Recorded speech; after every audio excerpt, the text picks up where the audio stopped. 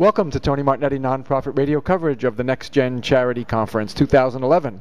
We're at the Tribeca Performing Arts Center in downtown Manhattan, and my guest now is Aria Finger. She's the COO of DoSomething.org.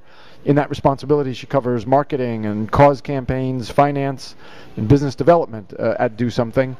And her message today was about inspiring young people, and that's what I'd like to talk with you about. Aria, welcome to the show. Thank you so much. It's a pleasure to have you. It's a pleasure to be here.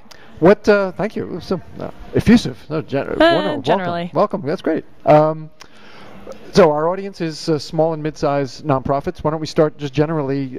Do you think they're doing everything they can to bring young people to their causes? Well, I hate to answer that no, but I would have to say that not-for-profits are not having enough fun.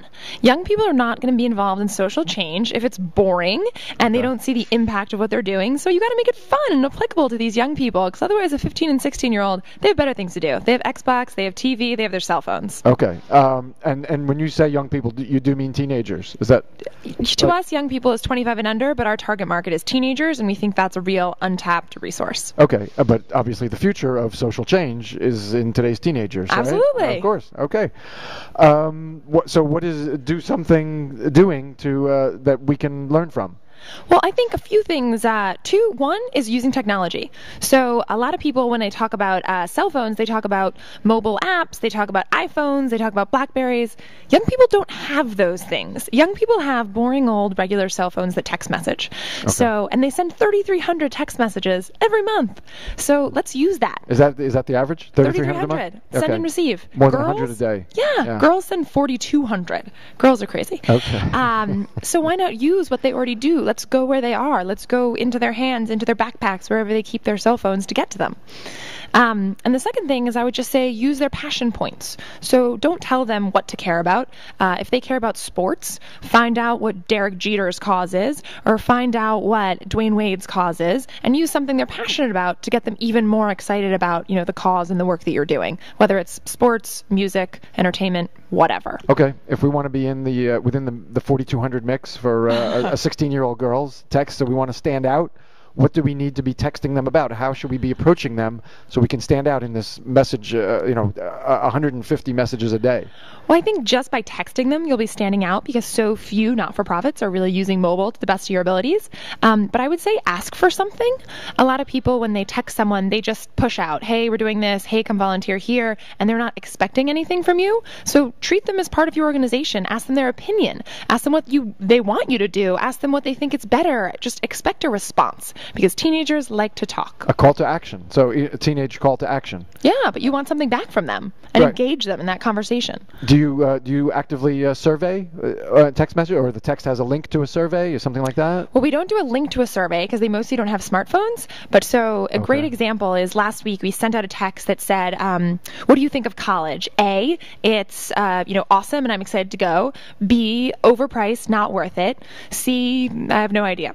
And we sent it out to 100,000 people, and we got 16,000 people to respond in an hour. Great. 16%. Yeah. So an amazing, just immediate response rate. And then we were able to send that out to the young people and say, hey, this is what your peers had to say. Let's have a discussion right now about education and poverty in this country. Yeah. Okay.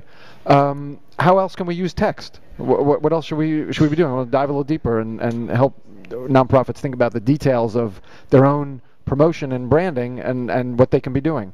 Well, the other thing is you need to get a short code. So, for instance, if you are, Sloan Kettering, your short code could be cancer, or cancer sucks, or cancer bites, or whatever you want. Okay. But you need to figure out what that short code is. And then wherever you go, if you have any advertising on taxi tops or banners or wherever, you can say, text cancer sucks to a number, 38383 is Do Something short code. Okay. And then even if people don't have the web right with them, they can sign up right on their mobile phone no matter where they are. Concert, event, volunteer event, whatever. Okay, excellent. The short code. Give us one more thing that we ought to be doing.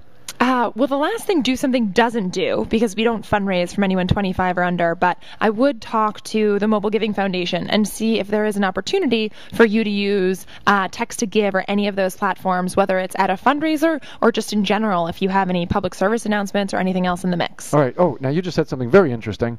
Do Something does not fundraise 25 and under. Now, I presumed that you weren't fundraising among 15 and 16-year-olds, but why not under 25, and why are we talking about engaging youth if you're not engaging under 25 for fundraising?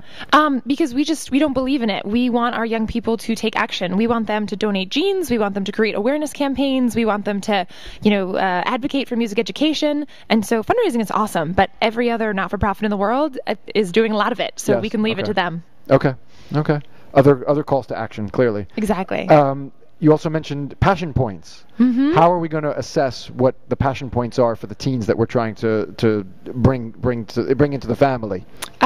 First you can ask them, but you can also look at, YPulse or any other source out there that gives you teen trends of the moment. So last week you would see that The Hunger Games was the biggest trailer to hit, TV ever, and teens are really crazy about this book and this movie. And so how can you use Hunger Games, which is a movie about sort of oppression by the government and lacking freedom of speech and all of these actually teachable moments, how do you use that to get young people to get involved in what you're doing? Just follow pop culture. Okay, let's follow pop culture. So where should the 40 and 50-year-olds who want to engage the 15 and 16-year-olds be looking, sites they've never even heard of?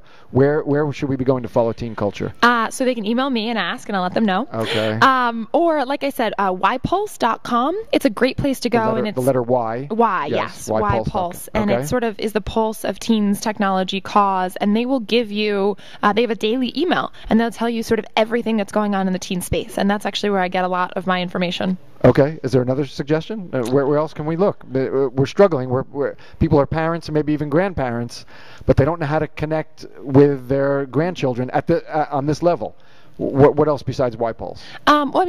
You can just go to basic things. You can see, they'll say what the biggest opening weekend was for a movie that came out. You can see what is on the iTunes top 10 list, and all of those are just publicly available. You can do a quick Google search on, what teens are watching and reading these days. Yes. Oh, Teen Choice Awards, People's Choice Awards, any of those award shows that people are doing, then you know who's hot in the teen world. Okay. And try to find a connection between what is trending and what your work is. There's always got to be that. Exactly. Clearly. Every day at 10 o'clock, Do Something does this thing called 10 at 10, and so we have 10 minutes at 10 a.m. where the whole office comes together, and we talk about what's going on in the news. So we check out the New York Times, CNN, People.com, whatever, and try to relate anything that's trending in the news to cause and how to make that relevant to teenagers. So anytime you can sort of hook on to news stories that teenagers care about, you'll be able to give your organization's message legs that it didn't have before. All right. I'm going to stop there. We've stopped on legs. Aria Finger. Aria Finger is COO, DoSomething.org. These are terrific suggestions, really. Very valuable advice. Aria, thank you very much for being a guest. Thank you very much. It's been a pleasure. This is Tony Martignetti, Nonprofit Radio coverage of the NextGen Charity Conference 2011. Aria Finger, thank you again. Thanks. Bye.